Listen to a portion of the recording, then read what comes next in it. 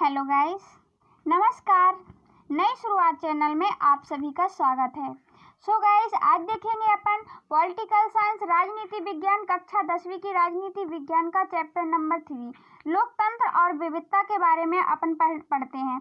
So guys, देखते हैं इनके क्वेश्चन को। ज़्यादा देर न करते हुए हमने इनके लेक्चर पार्ट को कंप्लीट करवा दिया है। ये लेसन 3 है इनका लेक्चर पार्ट। 2 पार्टों में हमने लेसन 3 को करवा दिया है गाइस। जिनने भी वो लेक्चर पार्ट नहीं देखा है सो प्लीज़ गाइस जा करके एक बार प्लेलिस्ट में जा करके चेक करें और देखने की कोशिश देखें आराम से। हमने बहुत ही आसान और इजी तरीके से समझाने की कोशिश की है। उसमें हमने बहुत ही आसान तरीके से समझाया है। यदि आप उस पार्ट को देखे लेते हैं गाइस तो आपको क्वेश्चन आंसर लगाने में कोई प्रॉब्लम नहीं होगी और आप आसानी से इन क्वेश्चन आंसर को कर पाएंगे। आपको रटने की झंझट खत्म हो जाएगी हमेशा के लिए, आप समझकर ही कर पाएंगे। सो गाइस, चलते हैं आज की वीडियो की ओर। देखते हैं फर्स्ट क्वेश्चन क्या दिया हुआ है। देखते हैं प्रश्न नंबर 1 क्या है। सामाजिक विभाजन की राजनीति के परिणाम तय करने वाले 3 कारकों की चर्चा कीजिए। अब हमको 3 कारक बताना है किसके सामाजिक विभाजन की राजनीति के परिणाम क्या होते हैं, क्या तय करने वाले कारक कौन कौन से हैं, किन के आधार पर हम तय कर सकते हैं। गाइस देखिए यहाँ पे क्या हुआ है। क्वेश्चन नंबर फर्स्ट का आंसर, सामाजिक विभाजन की राजनीति का परिणाम 3 चीज़ों पर निर्भर है। अपन 3 चीज़ों पर सामाजिक विभाजन की राजनीति के परिणाम को अपन निश्चित कर सकते हैं। ये 3 चीज़ों पर निर्भर होते हैं।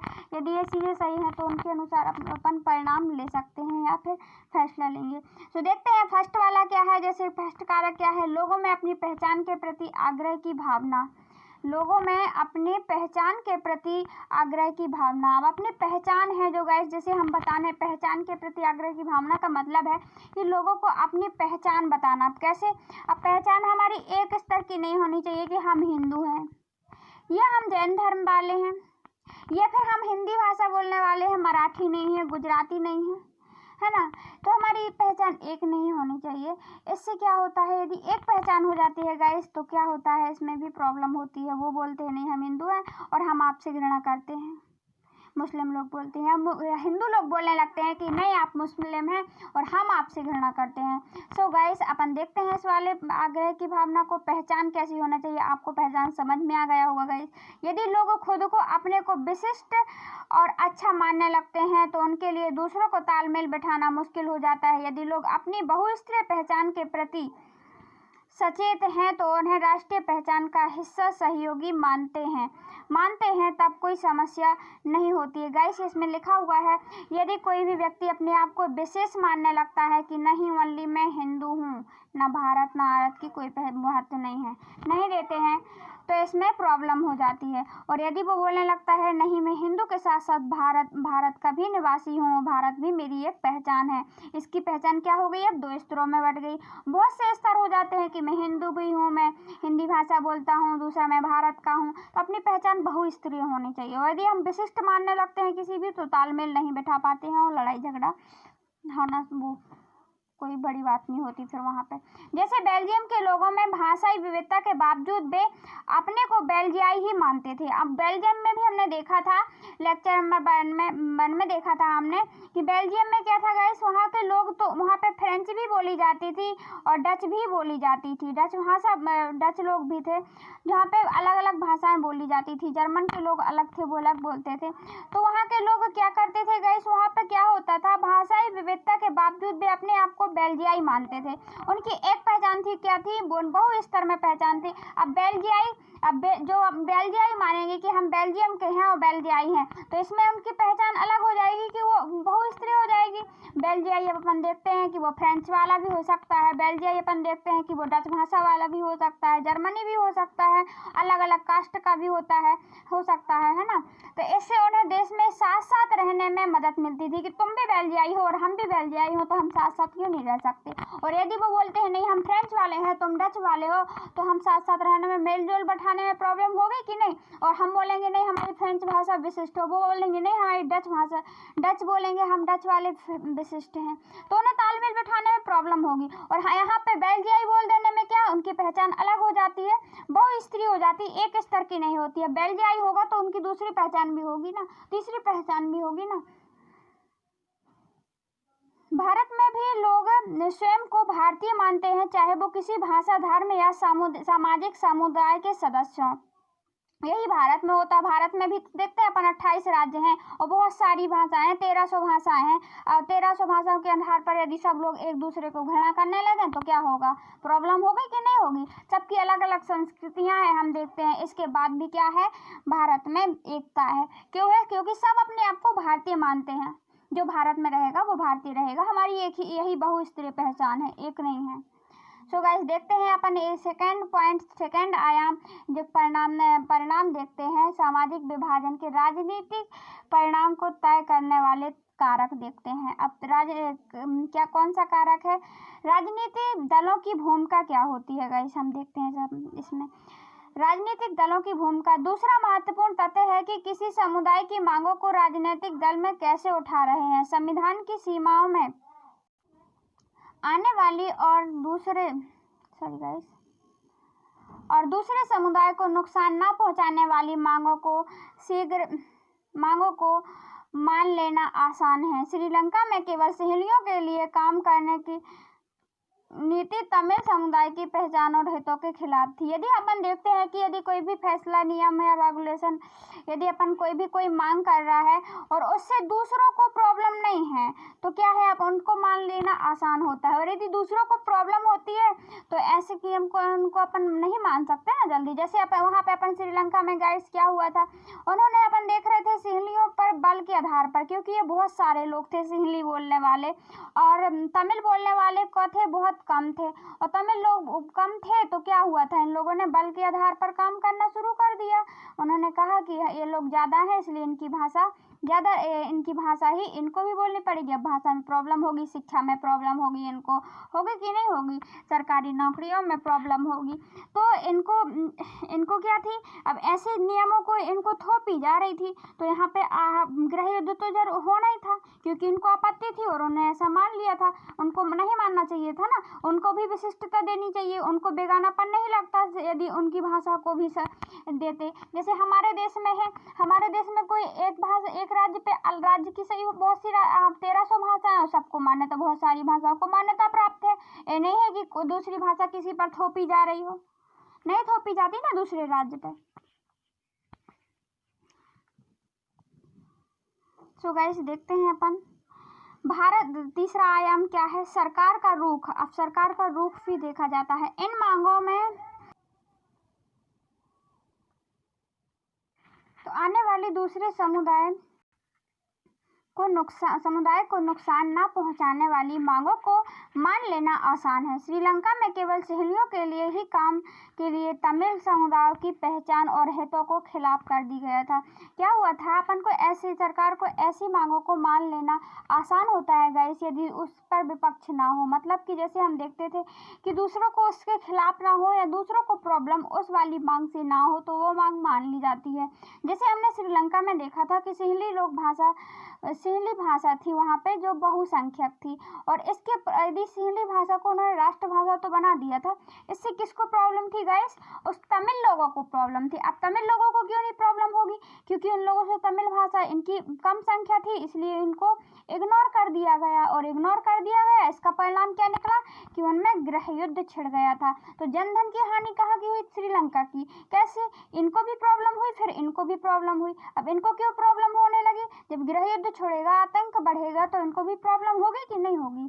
तो वैसी नीतियों को मान लेना जिसमें दूसरों की प्रॉब्लम ना हो।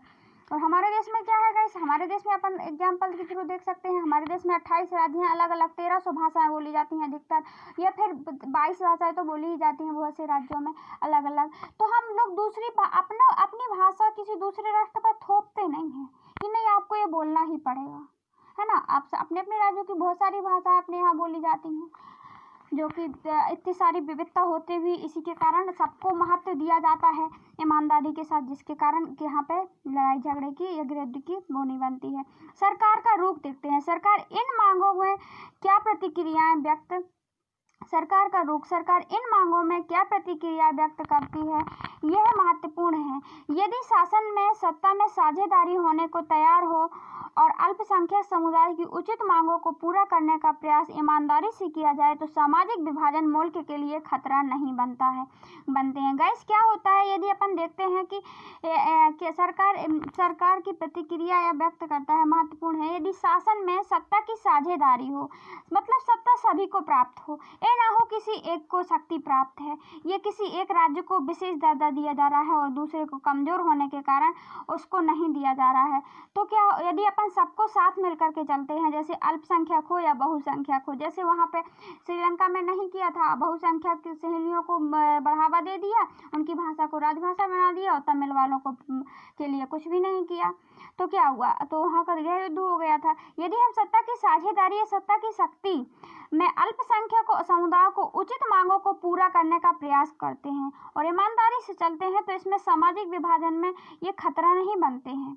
और यदि शासन राष्ट्रीय एकता के नाम पर ऐसी मांग को दबाना शुरू कर देता है जो अक्सर उल्टे नुकसान देती है ही निकालते हैं, ताकत के दम पर एकता बनाने की विभाजन की ओर ले जाती है। यदि ताकत के दम पर हम एकता बनाने की कोशिश करते हैं तो उससे क्या होगा, उसका उल्टा ही परिणाम होगा और वो कहाँ विभाजन की ओर ही ले जाएगी। जैसे कि हमने श्रीलंका में इसका एग्जाम्पल अच्छी तरह से पढ़ चुके हैं लेक्चर पार्ट में। कैसे देखा था, क्या हुआ था गाइस, वहाँ पे सिंहलियों को जैसे ही राजभाषा बना दी तो उसका क्या हुआ था, उनने जो तमिलों को कोई भी वो नहीं दिया था क्योंकि वो अल्पसंख्यक थे, उनकी भाषा को इग्नोर कर दिया गया, उनकी मांगों को नहीं अपनाया गया या उनकी मांगों को दबाना शुरू कर दिया उन्होंने, तो इसका परिणाम उल्टा ही हुआ और विभाजन की ओर उनको ले गए या फिर वहाँ पे गृह युद्ध छिड़ गया था। इस प्रकार लोकतंत्र में सामाजिक विभाजन की राजनीतिक अभिव्यक्ति एक सामान्य बात है।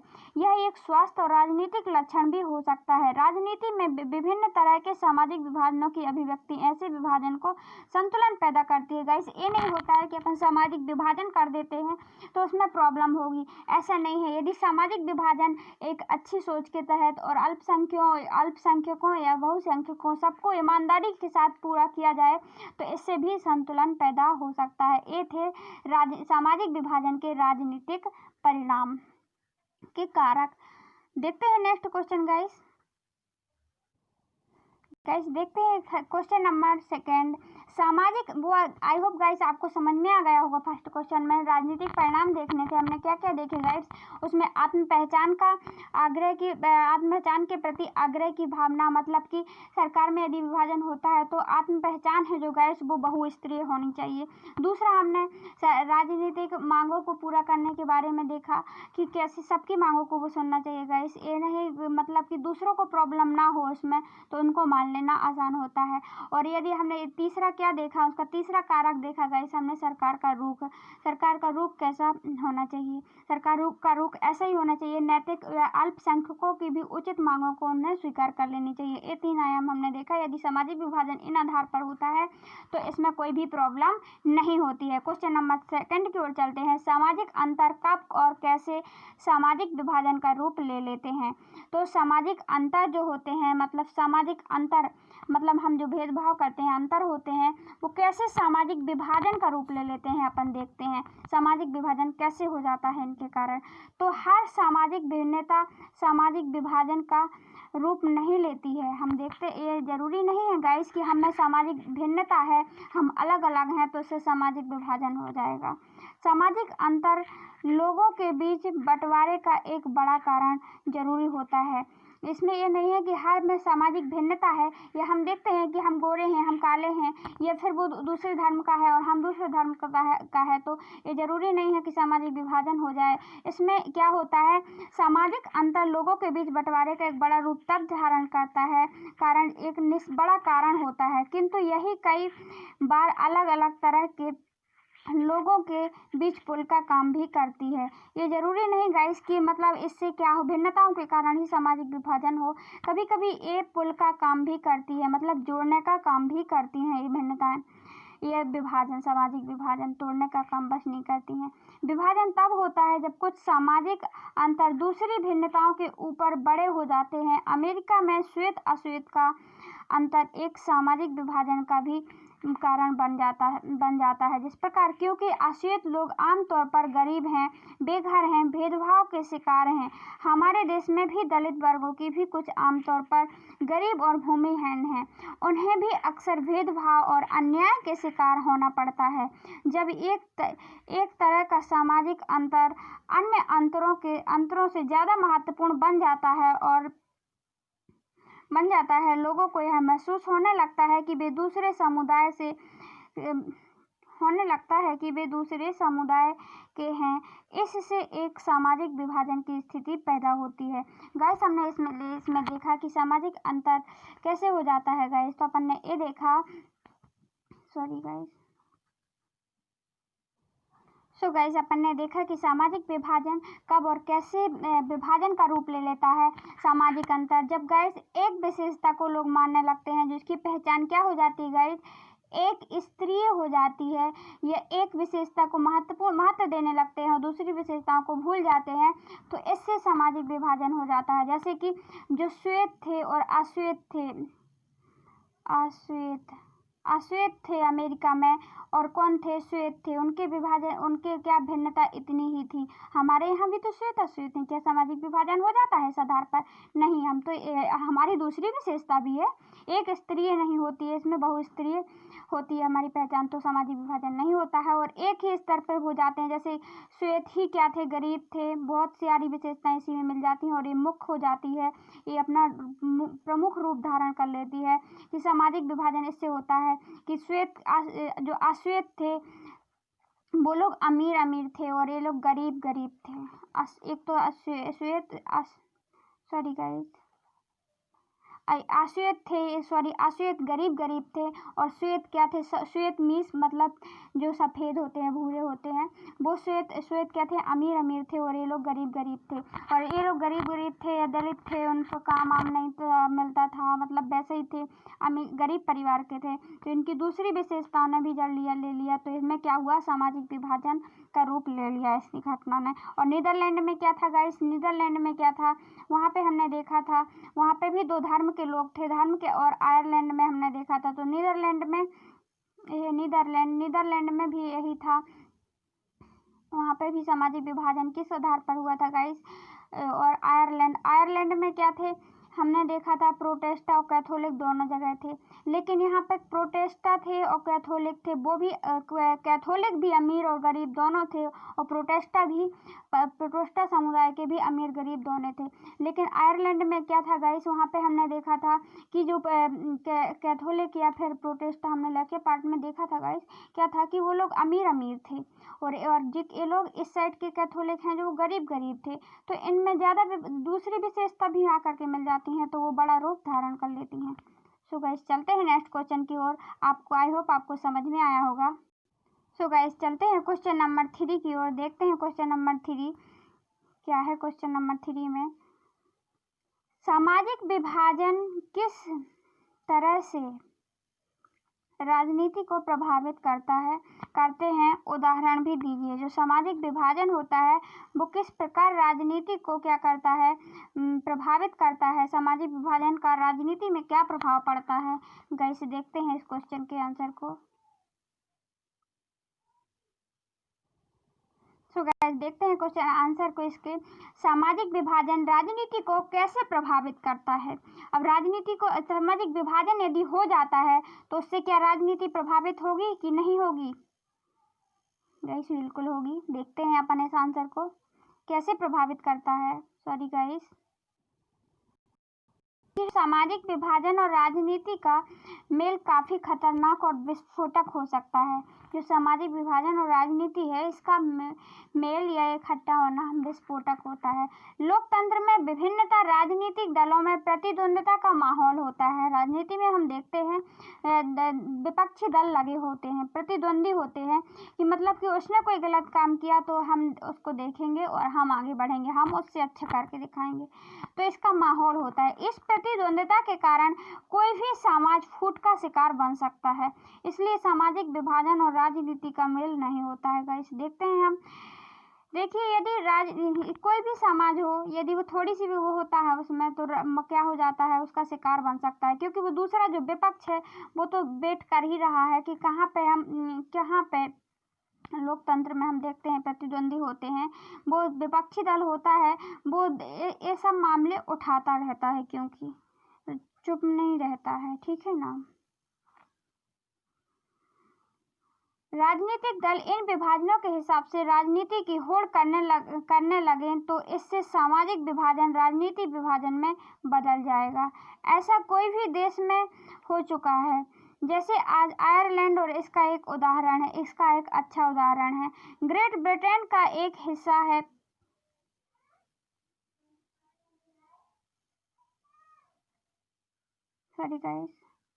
ग्रेट ब्रिटेन का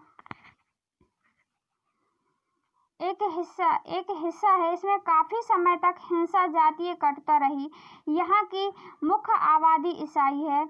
यहाँ की मुख्य आबादी क्या है? ईसाई है, किंतु उनमें से 53% आबादी प्रोटेस्टेंट है। इनकी 44% आबादी रोमन कैथोलिक की है। प्रोटेस्ट कितने हैं गाइस? 53% है, 53% हैं, और रोमन कैथोलिक हैं जो वो कितने हैं? 44% हैं।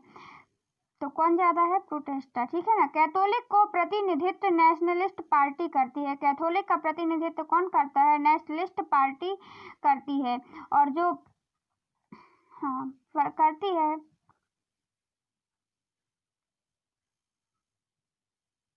सॉरी गाइस, अब नेक्स्ट बार से PDF बनाएंगे हम सीधे। यहाँ की मुख्य आबादी 53, कैथोलिक प्रतिनिधित्व नेशनलिस्ट पार्टी करती है। इनकी मांग है कि उत्तरी आयरलैंड को आयरलैंड गणराज्य के साथ मिलाया जाए। उत्तरी आयरलैंड को आयरलैंड के गणराज्य के साथ मिला दिया जाए, इनकी मांग है। किसकी गाइस?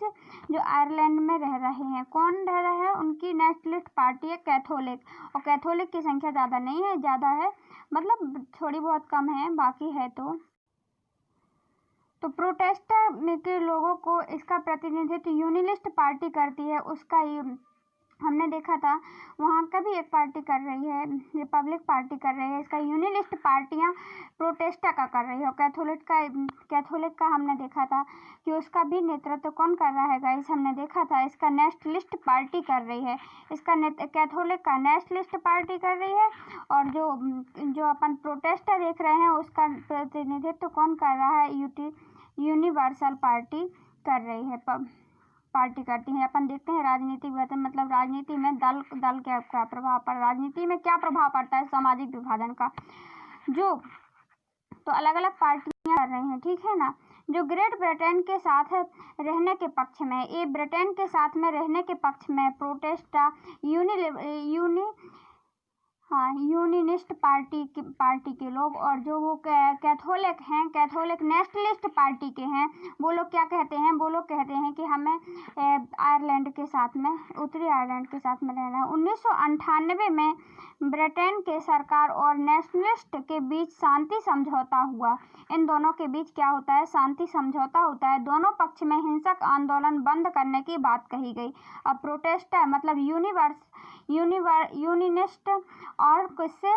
नेशनलिस्ट पार्टियों से समझौता हुआ, और उन्होंने कहा हिंसा को बंद करने की बात की गई। यूगोस्लाविया भी यह एक उदाहरण है।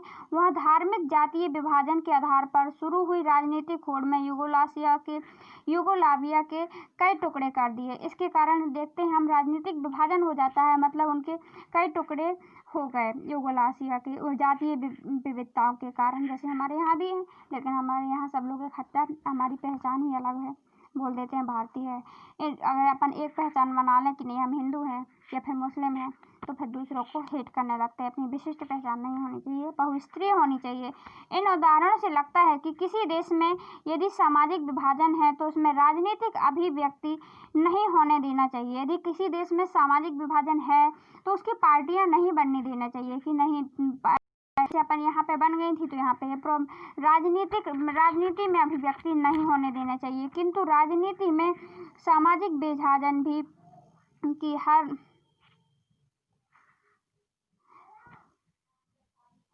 सामाजिक विभाजन हर अभिव्यक्ति में पैदा नहीं करती। राजनीति में सामाजिक विभाजन हर अभिव्यक्ति में फूट पैदा नहीं करती है। ये भी जरूरी नहीं है गाइस कि यदि सामाजिक राजनीति जो है वो सामाजिक विभाजन में फूट पैदा ही करे। राजनीतिक दलों के लिए सामाजिक विभाजन की बात करना तथा विभिन्न समुदायों को उचित मांगों और जरूरतों को पूरा करने वाली नीतियों को अपनाना इसी कड़ी का हिस्सा है। हम राजनीति में ये भी तो देखते हैं गाइस कि क्या होता है। हम ये बस नहीं बोल सकते हैं कि राजनीति में कोई अभिव्यक्ति नहीं होने देना चाहिए या सामाजिक विभाजन की। हम देखते हैं कि यदि हम उचित मांगों के साथ ईमानदारी के साथ सबको अधिकार देते हुए यदि अपन उनकी नीतियों को बनाना इसी कड़ी का तो हिस्सा है। क्योंकि राजनीति में अभिव्यक्ति हो रही है कि नहीं हो रही कि हाँ सामाजिक विभाजन है तो सबको अधिकार दे देते हैं अपन लोग। अधिकतर देशों में मतदान स्वरूप सामाजिक विभाजन के बीच एक प्रत्यक्ष संबंध दिखाई देता है। इसके तहत एक समुदाय के लोग आमतौर पर किसी एक दल के दूसरे समुदाय के लोगों को वोट भी देते हैं। इसके मुकाबले ज़्यादा पसंद करते हैं कि एक दल का नेता दूसरे दल के लोगों को या दूसरी जाति या धर्म के लोगों को वोट देना ज़्यादा पसंद करते हैं और उसी को वोट देते हैं। कई देशों में ऐसी पार्टियां हैं जो सिर्फ एक ही समुदाय पर ध्यान देती हैं और उसी के हित में राजनीति करती हैं। इन पर सब परिणति देश में विखंडन में नहीं होती है। हम देखते हैं कि हमारे देश में भी अलग अलग, ये तो जरूरी नहीं है कि अपन सामाजिक विभाजन है जो तो वो राजनीति पर क्या प्रभाव पड़ता है गाइस। तो इसका प्रभाव हमने अभी देखा, इसका सारांश रूप में हम बता सकते हैं आपको। देखिए जो हमने देखा कि राजनीतिक जो सामाजिक विभाजन है और राजनीति का प्रभाव जब अभिव्यक्ति हो जाती है तो वाकई गलत होता है, कभी कभी विस्फोट का रूप धारण कर लेता है। तो इससे सामाजिक विभाजन है तो ज़्यादा अभिव्यक्ति नहीं कर देनी चाहिए, अलग अलग पार्टियाँ नहीं होना चाहिए। और कभी कभी हम ये भी तो देखते हैं गाइस कि क्या होता है कि जो पार्टियां होती हैं अपने यहाँ पर अलग अलग, तो हम दूसरी पार्टियों को भी या फिर अपन ईमानदारी के साथ में यदि सबके लिए कानून बना देते हैं, सत्ता की साझेदारी करते हैं। जैसे हमने अब हिंदी भाषा को राष्ट्रभाषा तो बनाया है, लेकिन क्या किया है, सबको महत्व दिया है, हर भाषा को महत्व दिया है, क्षेत्रीय भाषाओं को बढ़ावा दिया है। भाषा के आधार पर भी सामाजिक विभाजन किया है हमने, विभिन्न राज्यों को बांटा है कैसे, भाषा के आधार पर। तो इसी का तो एक हिस्सा है, राजनीति का ही हिस्सा है। यदि हम अच्छे से करते हैं तो इसमें इसका प्रभाव तो पड़ता है, लेकिन क्या होता है, राजनीति का प्रभाव यही होता है। यदि हम अच्छे से करते हैं सबकी नीतियों को या यदि अच्छे कोई कानून है, यदि कोई बताता है तो उसको मान लेना चाहिए। यदि नहीं है, दूसरों को उसमें अहित होता है तो उनको सोच समझ कर उसको भी दे देना चाहिए, उसको भी देना चाहिए शक्तियाँ।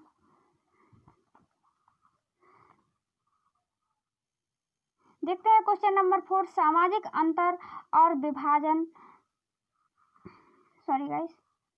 सामाजिक अंतर गहरे सामाजिक विभाजन और तनाव की स्थिति पैदा करते हैं। सामाजिक तौर पर टकराव की स्थिति नहीं जाती है।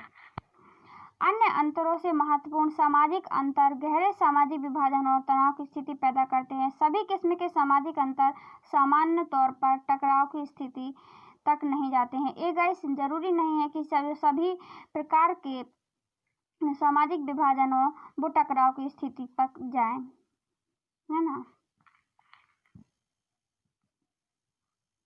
देखते हैं क्वेश्चन नंबर 5, सामाजिक विभाजन को संभालने के संदर्भ में इनमें से कौन सा बयान लोकतांत्रिक व्यवस्था पर लागू नहीं होता है। गाइस अपन कुछ बयान देखते हैं, इनमें बताया गया है क्वेश्चनों में, उनमें अपन को कौन से सही हैं कौन से बयान गलत हैं, अपन को उनको देखते हैं। सामाजिक विभाजन को संभालने के संदर्भ में कौन सा सामाजिक विभाजन को कैसे संभाला जाए लोकतांत्रिक व्यवस्था पर लागू नहीं होता। कौन सा नहीं होता है गाइस, ध्यान देना, नहीं पर अपन को टिक करना है, ठीक है ना। क्या लोकतंत्र में सामाजिक विभाजन के आधार पर समाज को विखंडन की ओर ले जाता है। क्या लोकतंत्र जो है, जैसे हमारा देश है लोकतांत्रिक देश है, तो राजनीतिक विभाजनों के आधार पर समाज को विखंडन की ओर ले जाता है। क्या इससे क्या हो जाता है, विखंडन होता है।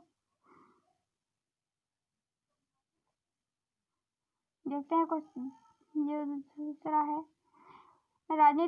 लोकतंत्र में राजनीतिक प्रतिद्वंद्विता के चलते सामाजिक विभाजन की छाया राजनीति में भी पड़ती है। यह लोकतंत्र में विभिन्न समुदाय के लिए शांतिपूर्ण ढंग से अपनी शिकायतें जाहिर करना संभव है। क्या लोकतंत्र में शांतिपूर्ण ढंग से अपनी शिकायतों को जाहिर करना संभव है? या लोकतंत्र में सामाजिक विभाजन को हल करने का सबसे अच्छा तरीका लोकतंत्र ही सामाजिक विभाजन को हल करने का सबसे अच्छा तरीका है? नहीं देखना है, तो गाइड्स अपन को राइट लग रहे हैं, देखना है नहीं वाला। घ नंबर क्या है? लोकतंत्र सामाजिक विभाजन के आधार पर समाज को विखंडन की ओर ले जाता है।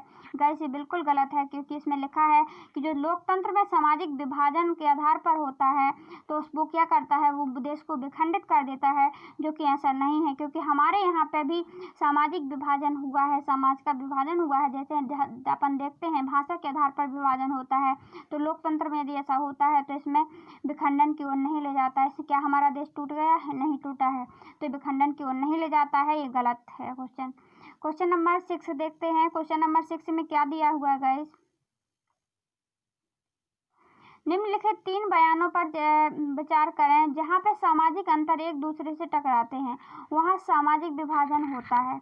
क्या ऐसा सही है कि जहाँ पे सामाजिक अंतर एक दूसरे से टकराते हैं वहाँ सामाजिक विभाजन होता है? जहाँ पे यह संभव है कि एक व्यक्ति की कई पहचान हो, ये संभव है कि एक व्यक्ति की एक ही पहचान होती है कि बहुत सारी होती हैं? हम आपको ये समझा चुके हैं। देखते हैं सा नंबर, सिर्फ भारत जैसे बड़े देशों में सामाजिक विभाजन होते हैं क्या, कि सब जगह होते हैं? इन बयानों में कौन से बयान सही हैं? क्या आ, बा, सा सही है? गाइस हमें फर्स्ट वाला तो हमें क्या है, सामाजिक विभाजन एक दूसरे से टकराते हैं वहाँ सामाजिक विभाजन होते हैं। तो इसका जो राइट है वो आ भी है और बा भी है।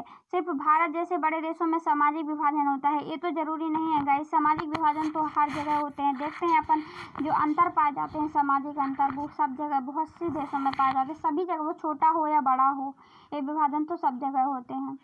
तो यह संभव व्यक्ति तो फर्स्ट वाला सही है और सेकेंड वाला तो आ, बा, सा सही है क्या? का नंबर का सही है? नहीं है, क्योंकि इसमें सा आ गया, सा तो बिल्कुल सही नहीं है। खा में आ और बा, तो खा तो सही है क्योंकि दोनों सही हैं इसमें। और गा में बा और सा, तो सा सही नहीं है, तो इसमें गा तो नहीं आएगा। घा में सा ओनली सा आया, तो ये भी रॉन्ग हो जाएगा। क्वेश्चन नंबर 7 देखते हैं। निम्नलिखित बयानों पर तार्किक क्रम से लगाएं और नीचे दिए गए कोड के आधार पर सही जवाब ढूंढें।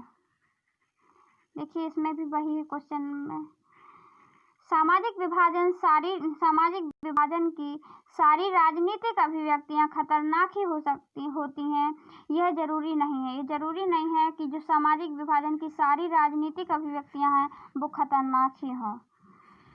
तो ये भी हमें राइट लग रहा है, क्योंकि तो ये जरूरी तो नहीं है ना कि जो सभी राजनीतिक अभिव्यक्ति क्या हो, खतरनाक हो सामाजिक विभाजन के लिए।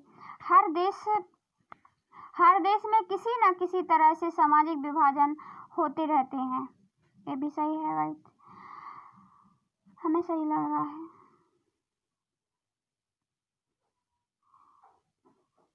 देखते हैं थर्ड नंबर, राजनीतिक दल सामाजिक विभाजन के आधार पर राजनीतिक समर्थन जुटाने का प्रयास करते हैं। जो राजनीतिक दल होते हैं उसमें सामाजिक विभाजन के आधार पर राजनीति में समर्थन जुटाने का प्रयास करते हैं। बिल्कुल राइट करते हैं ऐसा। तो दा नंबर देखते हैं। कुछ सामाजिक अंतर सामाजिक विभाजनों के रूप ले लेते हैं। जो सामाजिक अंतर है कुछ वो विभाजन का रूप भी ले लेते हैं, यदि उनकी एक विशिष्ट पहचान या एक ही पहचान बताई जाए तो। ये भी सही है। तो इसका राइट आंसर होगा, देखिए गाइस, दा, बा, सा, आ।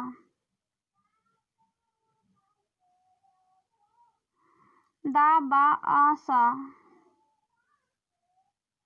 तो क्रम में जब आना था गाइस, तो इसमें अपन देखते हैं सही तो सब है, लेकिन सबसे पहले क्या लिखेंगे गाइस, कुछ सामाजिक अंतर सामाजिक विभाजनों का रूप ले लेते हैं। फर्स्ट में ए आएगा, दा वाला आएगा, फिर बाद में कौन सा आएगा गाइस, ध्यान दीजिए आप, फिर आएगा बा वाला। हर देश में किसी न किसी तरह के सामाजिक विभाजन होते ही रहते हैं।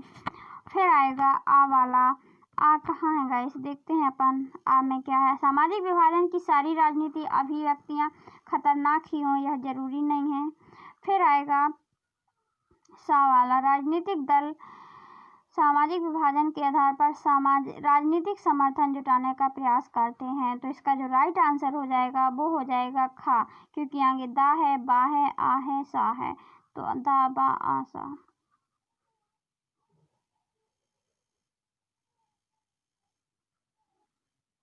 निम्नलिखित में से किस देश में धार्मिक जातीय पहचान के आधार पर विखंडन का सामना करना पड़ा? वो कौन सा देश है गाइस जहाँ पे धार्मिक और जातीय पहचान के आधार पर विखंडन का सामना करना पड़ा? तो धार्मिक और जातीय पहचान के आधार पर विखंडन का सामना क्या बेल्जियम को करना पड़ा, या भारत को करना पड़ा, या यूगोस्लाविया को, या नीदरलैंड को? सो गाइस इसका जो आंसर राइट होगा वो होगा ऑप्शन नंबर खा। क्या है यहाँ पे? धार्मिक जाति आधार पर भारत में विखंडन का सामना करना पड़ा। धार्मिक और जाति, जैसे हमने हिंदू और मुस्लिम में विखंडन हो गया, भारत और क्या पाकिस्तान में विखंडित हो गया। भारत एक नया राज्य कौन सा बना? पाक बन गया, पाकिस्तान बन गया हमारा पड़ोसी देश। ये क्यों बना? धार्मिक आधार पर, मतलब उनका धर्म बोल रहे थे हम मुस्लिम हैं और हम जातीय आधार पर इसका विभाजन हो गया, झेलना पड़ा। चलते हैं नेक्स्ट क्वेश्चन की ओर गाइस। ये 8 क्वेश्चन था। क्वेश्चन नंबर 9 देखते हैं। क्वेश्चन तो बहुत बड़ा है गाइस, आंसर छोटा है। आंसर नहीं है ज़्यादा बड़ा, घबराने की बात नहीं है। क्वेश्चन बस बड़ा है, क्योंकि क्वेश्चन बड़ा होने से हमें याद करने में कोई प्रॉब्लम नहीं जाती, क्योंकि उसको करना ही नहीं होता है। सो गाइस देखते हैं question number 9। Martin Luther king junior के 1963 के प्रसिद्ध भाषण के निम्नलिखित अंश को पढ़ें।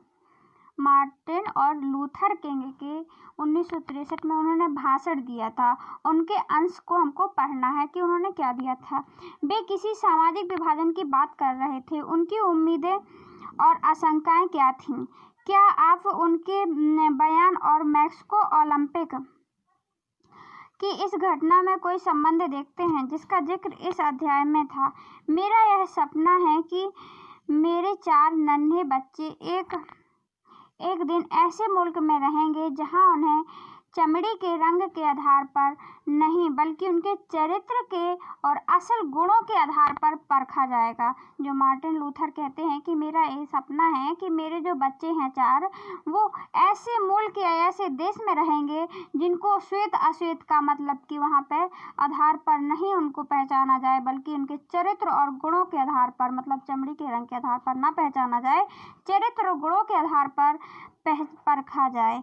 स्वतंत्रता को उसके असली रूप में आने दीजिए। स्वतंत्रता तभी कैद से बाहर आ पाएगी जब हर बस्ती, हर गांव तक पहुंचेगी, हर राज्य और हर शहर में होगी, और हम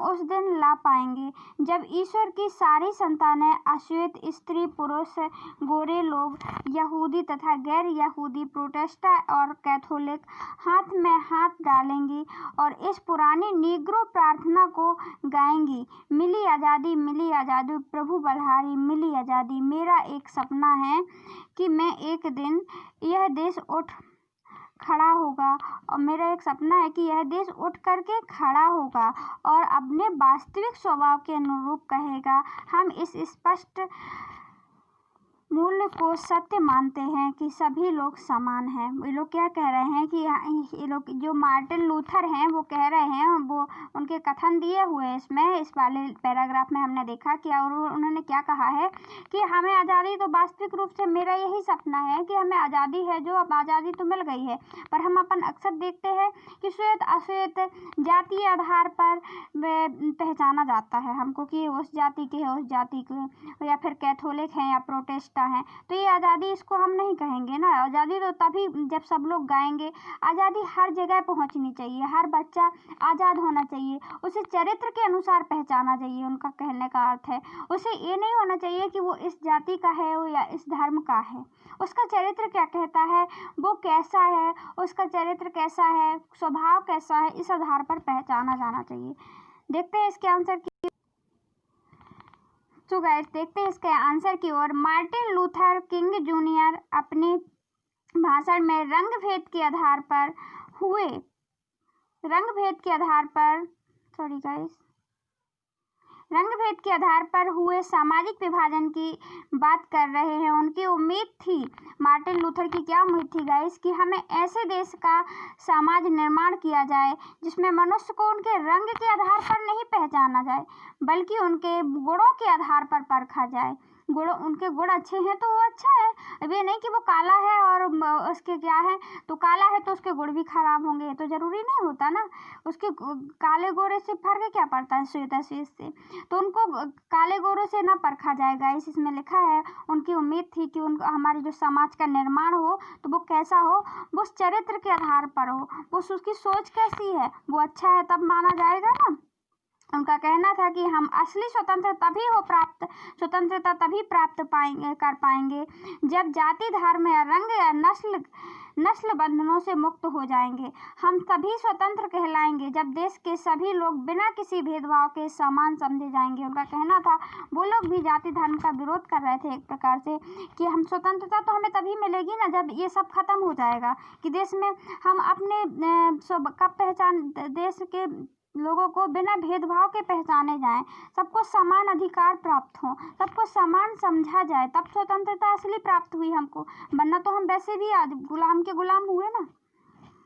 देखिए उनका बयान था मैक्सिको ओलंपिक की घटना से संबंधित है। इस घटना के द्वारा भी रंग भेद का विरुद्ध में आवाज उठाई गई थी।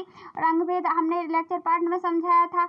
नॉर्मन पीटर थे जो ऑस्ट्रेलिया के थे, और अमेरिका के दो लोग थे, कौन थे, जॉन कार्ले थे और टॉमी स्मिथ थे। टॉमी स्मिथ ने स्वर्ण पदक जीता हुआ था। नॉर्मन पीटर हैं गाइड्स, तो वो क्या थे, नॉर्मन पीटर थे, उन्होंने रजत पदक जीता था। और जो एक और कौन थे गाइस, जॉन कार्ले थे, उन्होंने क्या कांस्य पदक जीता था। और तीनों ने क्या किया था, दोनों ने जो अमेरिका के अश्वेत लोग थे, कौन थे, जॉन कार्लेस और टॉमी स्मिथ ने रंग भेद का विरोध किया था। साथ उनका जो नॉर्मन पीटर ने भी दिया था, जो ऑस्ट्रेलिया के थे। तो वहाँ पे जो अश्वेत लोग थे, तो उन्होंने अपने, एक ने मनके की माला पहनी हुई थी गाइस, और दूसरे ने जूते नहीं पहने थे। तो वो दिखा रहे थे कि जो अश्वेत लोग हैं अमेरिका में, वो कैसे हैं, गरीब हैं, उनके साथ भेदभाव हो रहा था। तो उन्होंने मसला को उठाया था, उन्होंने अपने तरीके से रंग भेद का विरोध किया था। और इस घटना में हमने देखा कि जो मार्टिन लूथर हैं, किंग जूनियर हैं, ये भी अपना एक संवाद के माध्यम से एक घटना को बताना चाहते हैं, रंग भेद का विरोध ही कर रहे हैं। आई होप गाइस आपको सारे क्वेश्चन समझ में आए होंगे। जहाँ भी आपको प्रॉब्लम हुई हो तो कमेंट बॉक्स में कमेंट करें, और इससे रिलेटिव कोई भी वीडियो चाहिए हो या कहीं भी समझ में ना आए गाइस, तो एक बार कमेंट बॉक्स में कमेंट करें, हम आपको समझाने की पूरी कोशिश करेंगे गाइस। जहाँ भी आपकी प्रॉब्लम होगी तो नई शुरुआत चैनल आपके साथ है। So thanks for watching guys. पढ़ते रहिए, आगे बढ़ते रहिए। All the best, take care, bye bye.